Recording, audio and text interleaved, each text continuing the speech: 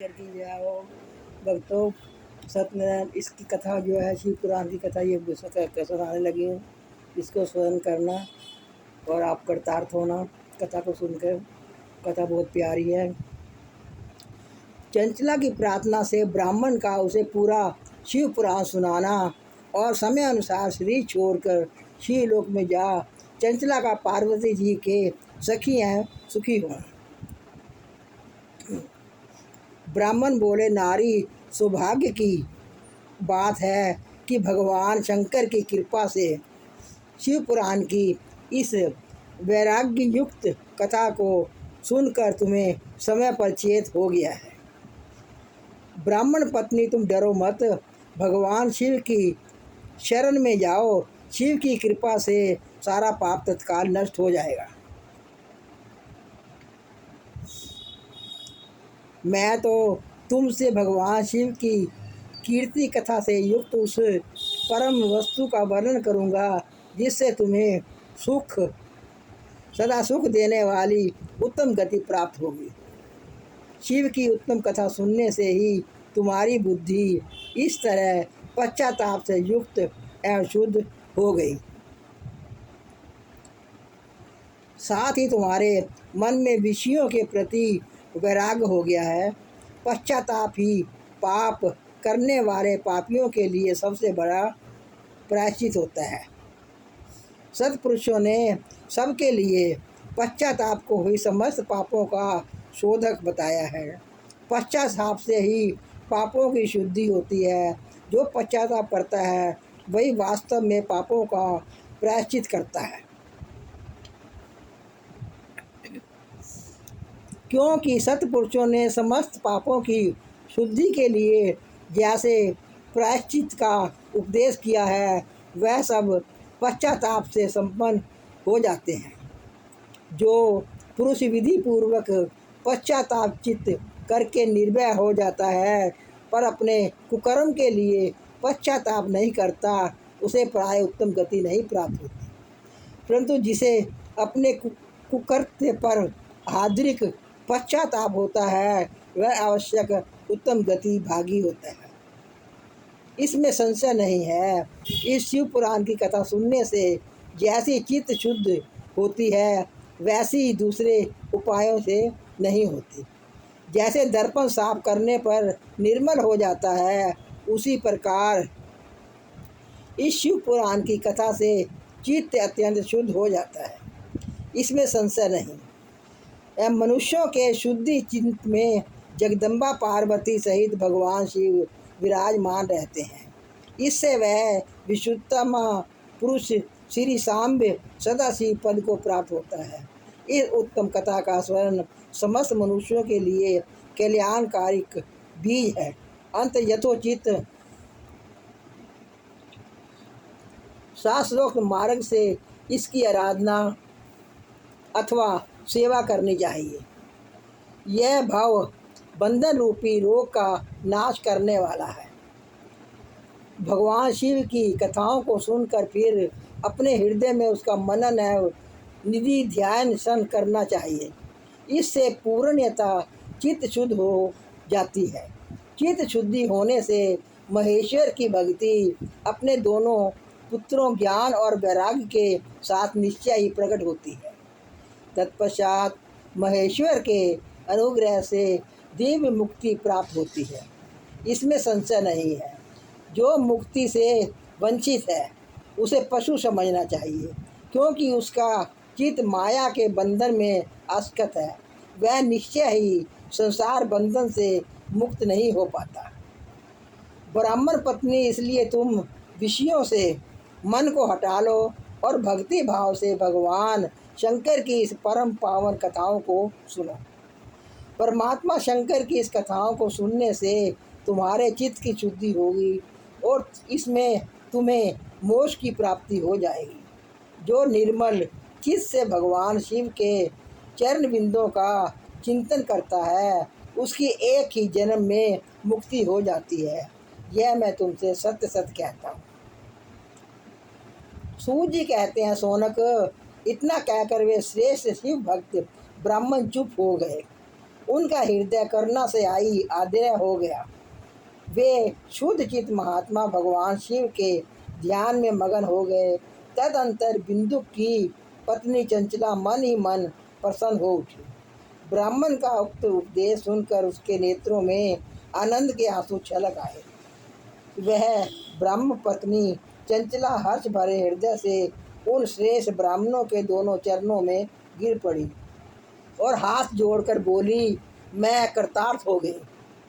क्योंकि उसने गलत काम किया था, गलत तरफ पड़ गई थी। पति के देखने से पति गलत उसमें पड़ा था, वो भी पड़ गई, लेकिन उसने पश्चाताप किया तो देखो कहाँ तक पहुँच दिया पश्चाताप करने से। तत्पश्चात उठकर वैराग्य युक्त उत्तम बुद्धि वाली वह स्त्री जो अपने पापों के कारण अतांडिकित थी, उन महान शिव भगत ब्राह्मण से हाथ जोड़कर गदगद वाणी में बोली। चंचला ने कहा, ब्राह्मण शिव भक्तों में श्रेष्ठ स्वामिन आप धन्य हैं, परमादर्शी हैं और सदा परोपकार में लगे रहते हैं, इसलिए श्रेष्ठ साधु पुरुषों में प्रशंसा के योग्य हैं। साधो, मैं नरक के समुद्र में गिर रही हूँ, आप मेरा उद्धार कीजिए, उद्धार कीजिए। पुराणिक अर्थ तत्व से संपन्न जिस सुंदर शिव पुराण की कथा को सुनकर मेरे मन में संपूर्ण विषयों से वैराग्य उत्पन्न हो गया, उसी इस शिव पुराण को सुनने के लिए इस समय मेरे मन में बड़ी श्रद्धा हो रही है। सूत जी कहते हैं, ऐसा कहकर हाथ जोड़कर उनका अनुग्रह पाकर चंचला उस शिव पुराण की कथा को सुनने की इच्छा मन में लिए उन ब्राह्मण देवता की सेवा में तत्पर हो गए, वहाँ रहने लगे। तदंतर शिव भक्तों में श्रेष्ठ और शुद्ध बुद्धि वाले उन ब्राह्मण देव ने उसी स्थान पर उस स्त्री को शिव पुराण की उत्तम कथा सुनाई। इस प्रकार उस गोकर्ण नामक महाक्षेत्र में उन्हीं श्रेष्ठ ब्राह्मण से उसने शिव पुराण की वह परम उत्तम कथा सुनी, जो भक्ति, ज्ञान और वैराग्य को बढ़ाने वाली तथा मुक्ति देने वाली है। उस परम उत्तम कथा को सुनकर वह ब्राह्मण पत्नी अत्यंत कृतार्थ हो गई। उसका चित्त शीघ्र ही शुद्ध हो गया। फिर भगवान शिव के अनुग्रह से उसके हृदय में शिव के सैगुण रूप का चिंतन होने लगा। इस प्रकार उसने भगवान शिव में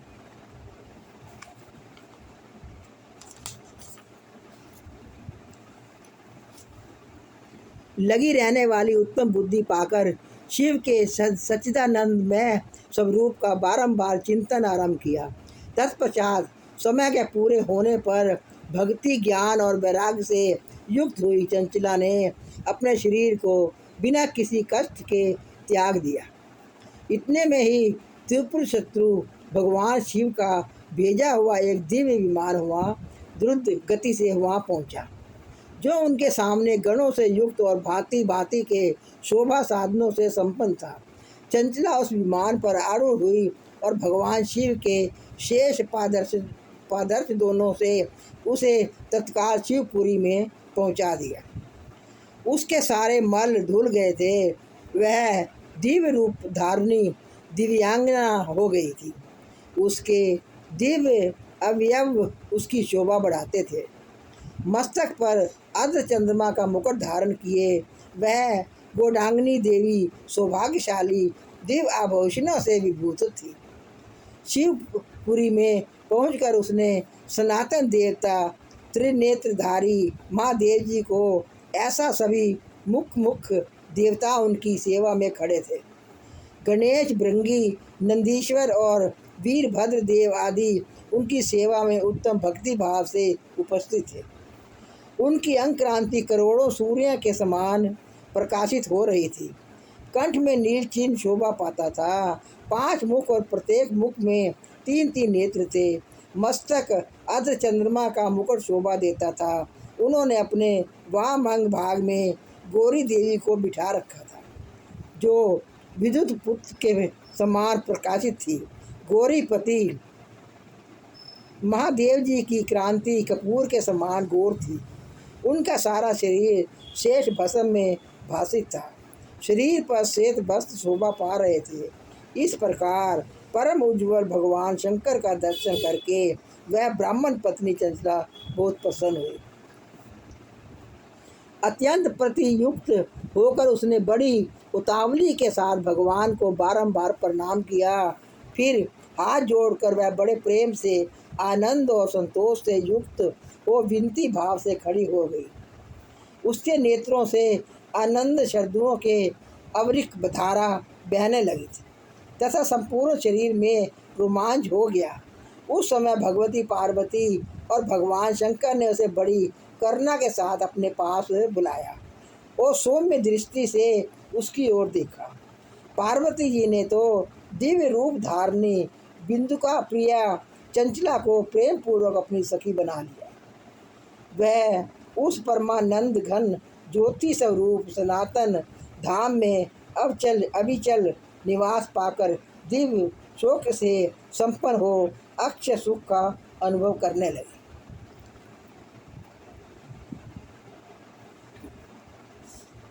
चंचला के प्रयत्न से पार्वती जी की आज्ञा पाकर तंबुका विधन पर्वत पर शिव पुराण की कथा सुनाकर बिंदु का पिशाच योनि से उद्धार करना तथा उन दोनों दंपति का शिव धाम में सुखी होना। अब जो चंचला का पति था वो गलत था।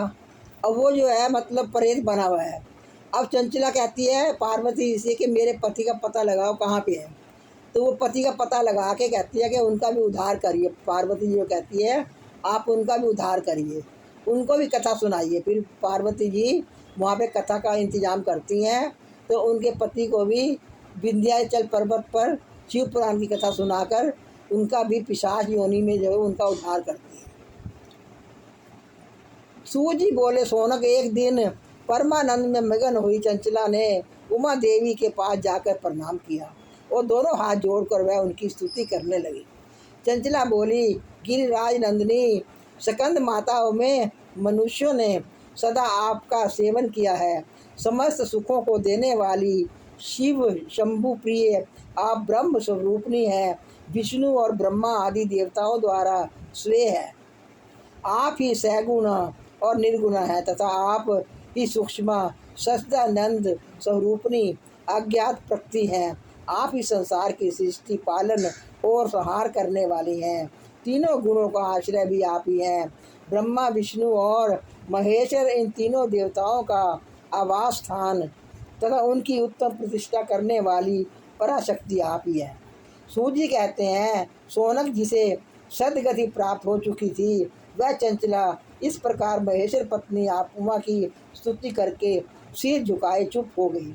उसके नेत्रों में प्रेम के आंसू उमड़ आए थे। तब करुणा से भरी हुई शंकर प्रिया भक्त बंसला पार्वती देवी ने चंचला को संबोधित करके बड़े प्रेम से इस प्रकार कहा। पार्वती बोली सखी चंचला सुंदरी मैं तुम्हारी की हुई इस स्तुति से बहुत प्रसन्न हूँ। बोलो क्या वर मांगती हो। तुम्हारे लिए मुझे कुछ भी अदेय नहीं है। चंचला बोली निष्पाप गिरिराज कुमारी मेरे पति बिंदुक इस समय कहाँ है, उनकी कैसी गति हुई है यह मैं नहीं जानती। कल्याणमयी दीन वंसले मैं जानती कल्याणमयी दीन वंसले मैं अपने उन पति देव जिस प्रकार संयुक्त हो सकूं वैसा ही उपाय कीजिए। महेश्वरी महादेव मेरे पति एक शूद्र जातीय वैश्या के प्रति आसक्त थे और पाप में ही डूबे रहते थे। उनकी मृत्यु मुझसे पहले हो गई थी। न जाने वे किस गति को प्राप्त हुए हैं। गिरजा बोली बेटी तुम्हारा बिंदुक नाम वाला पति बड़ा पापी था। उसका अंतकरण बड़ा ही दूषित था। वैश्या को उपभोग करने वाला वह महामूढ़ मरने के बाद नरक में पड़ा।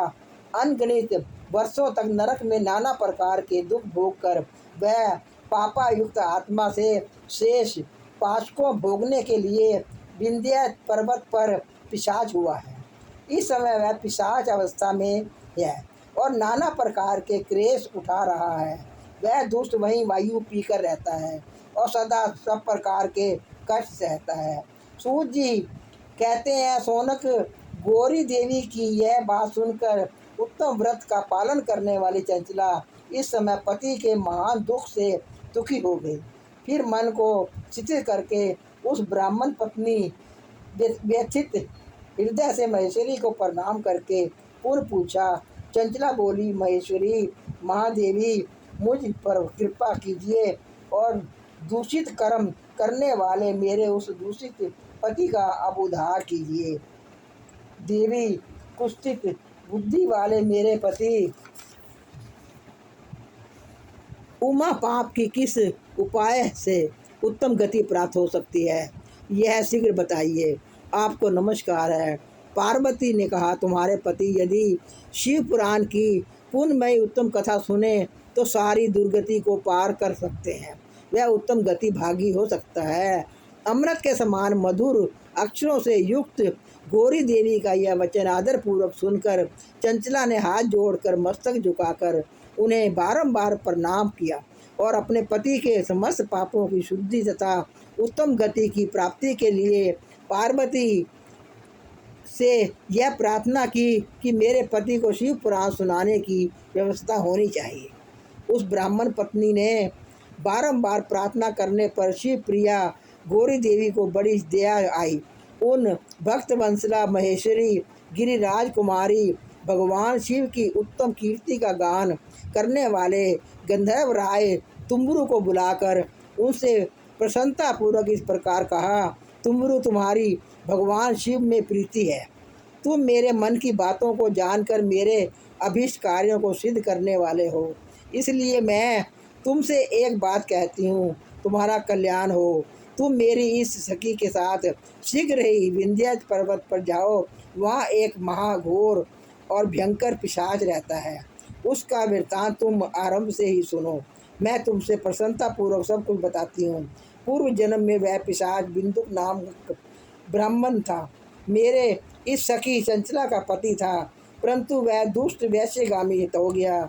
स्नान संध्या आदि नित्यकर्म छोड़कर अपवित्र रहने लगा। क्रोध के कारण उसकी बुद्धि पर मूढ़ता छा गई थी। वह कृत्य कर्तव्य का विवेक नहीं कर पाता था। अभक्ष्य भक्षण, सज्जनों से द्वेष और दूषित वस्तुओं का दान लेना, यही उसका स्वाभाविक कर्म बन गया था। वह अब शस्त्र लेकर हिंसा करता, बाएं हाथ से खाता, दीनों को सताता और क्रूरतापूर्वक पराए घरों में आग लगा देता था। चंडालों से प्रेम करता और प्रतिदिन वैश्या के संपर्क में रहता था। बड़ा दुष्ट था वह पापी। अपनी पत्नी का परित्याग करके दुष्टों के संग में ही आनंद मनाता था। वे मृत्यु प्रथम दुराचार में ही फंसा रहा। फिर अंतकाल आने पर उसकी मृत्यु हो गई। वह पापियों के भोग स्थान घोर यमपुरी में गया और वहाँ बहुत से नरकों का उपभोग करके वह दुष्ट आत्मा जी इस समय विंध्याचल पर्वत पर पिशाच बना हुआ है। वह दुष्पिशाच अपने पापों का फल भोग रहा है। तुम उसके आगे यत्न पूर्वक शिव पुराण की उस दिव्य कथा का प्रवचन करो, जो परम पुण्यमयी तथा समस्त पापों का नाश करने वाली है। शिव पुराण की कथा का स्वर्ण सबसे उत्कृष्ट पुण्य कर्म है।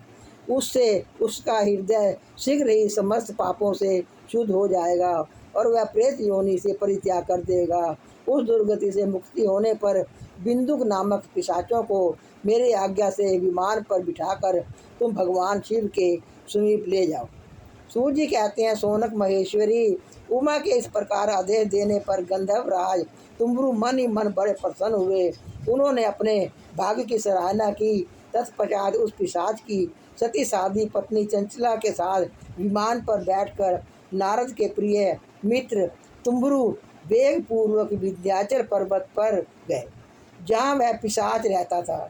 वहाँ उन्होंने उसे पिशाच को देखा। उसका शरीर विशाल था, थोड़ी बहुत बड़ी थी। वह कभी हंसता, कभी रोता और कभी उछलता था। उसकी आकृति बड़ी विकराल थी। भगवान शिव की उत्तम कीर्ति का गान करने वाले महाबली तुम्बरू ने उसे अत्यंत भयंकर पिशाचों को पाशों द्वारा बांध लिया। तदंतर तुम्बरू ने शिव पुराण की कथा बाँचने का निश्चय करके महा उत्सव युक्त स्थान और मंडप आदि की रचना की। इतने में ही संपूर्ण लोकों में बड़े वेग से यह प्रचार हो गया कि देवी पार्वती की आज्ञा से इस पिशाच का उद्धार करने के लिए उद्देश्य से शिव पुराण की उत्तम कथा सुनाने के लिए तुमरू विंध्याचल पर्वत पर गए हैं। फिर तो उस कथा को सुनने के लिए लोभ से बहुत से देवलोग भी शीघ्र ही वहां आ पहुँचे। आदर पूर्वक शिव पुराण सुनने के लिए आए हुए लोगों का उस पर्वत पर बड़ा अद्भुत और कल्याणकारी समाज जुट गया। फिर तुमरू ने उस पिशाच को पासों से बांधकर आसन पर बिठाया और हाथ में वीणा लेकर गोरी पति की कथा का गान आरंभ किया। पहली अर्थात विश्वेश संहिता से लेकर 7वीं वायु संहिता तक महत संहिता शिव पुराण की कथा का उन्होंने स्पष्ट वर्णन किया। 7 संहिताओं सहित शिव पुराण का आदर पूर्वक श्रवण करके वे सभी श्रोता पूर्वक कृतार्थ हो गए। उस परम पुण्य में शिव पुराण को सुनकर उस पिशाच ने अपने सारे पापों का धोकर उस पश्चाचित शरीर को त्याग दिया। फिर तो शीघ्र ही उसका रूप दिव्य हो गया, अंग क्रांति गौरव की हो गई। शरीर पर श्वेत वस्त्र तथा सब प्रकार के पुरुषोचित आभूषण उसके अंगों को उदासित करने लगे। वह त्रिनेत्रधारी चंद्रशेखर रूप हो गया। इस प्रकार दिव्य देहधारी होकर श्री विमान बिंदु अपनी प्राण बलवा चंचला के साथ स्वयं भी पार्वती वल्लभ भगवान शिव का गुणगान करने लगा। उसकी स्त्री को इस प्रकार दिव्य रूप से सुशोभित देख वे सभी देव ऋषि बड़े विस्मित हुए। उनका चित्त परमानंद से परिपूर्ण हो गया। भगवान महेश्वर का वह अद्भुत चरित्र सुनकर वे सभी श्रोता परम कृतार्थ हो गए। प्रेम पूर्वक शिव पुराण का योगा यशोगान करते हुए अपने अपने धाम को चले गए। दिव्य स्वरूपधारी श्रीमान बिंदु भी सुंदर विमान पर अपनी प्रीतमा के पास बैठकर सुख पूर्वक आकाश में स्थित हो बड़ी शोभा पाने लगी। तदंतर महेश्वर के सुंदर एवं मनोहर गुणों का गान करता हुआ वह अपनी प्रीतमा तथा तुमरू के साथ शीघ्र ही शिव धाम जा पहुंचा। वहाँ भगवान महेश्वर तथा पार्वती देवी ने प्रसन्नता पूर्वक बिंदु का बड़ा सत्कार किया और उसे अपना पार्षद बना लिया। उसकी पत्नी चंचला पार्वती जी की सखी हो गई। उस घनीभूत ज्योति स्वरूप परमानंद में सनातन धाम में अविचलित निवास पाकर वे दोनों दंपति परम सुखी हो गए। वो शिव पुराण की जय हो। भगवान भक्तों, शिव पुराण को पूरी सुनना, बीच में अधूरी मत छोड़ना। आपको रोज़ मिलेगी शिव पुराण सुनने के लिए। और इसको लाइक कर देना, शेयर कर देना और सब्सक्राइब कर देना तारा बब्बर के चैनल में। आपका बहुत बहुत धन्यवाद।